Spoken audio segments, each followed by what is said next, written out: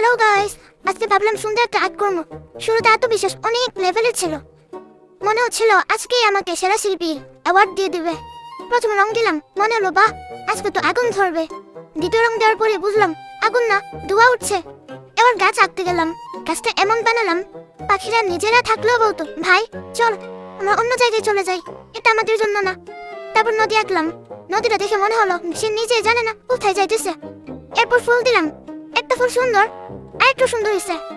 তারপর আরেকটা দেখে মনে হলো ফুলটা রাজ্যে অফিস করে এসেছে। যাই হোক, ধীরে ধীরে সব ঠিক করলাম, একটু রং, একটু শেডিং, আর একটু ধৈর্য। তারপর হঠাৎ করে পুরো ছবিটা একদম অন্য লেভেলে চলে গেছে। তাই ভিডিওটা শেষ পর্যন্ত দেখো, কারণ শুরুতে যাই অবস্থা থাকুক শেষের রেজাল্ট কিন্তু একদম জমে গেছে।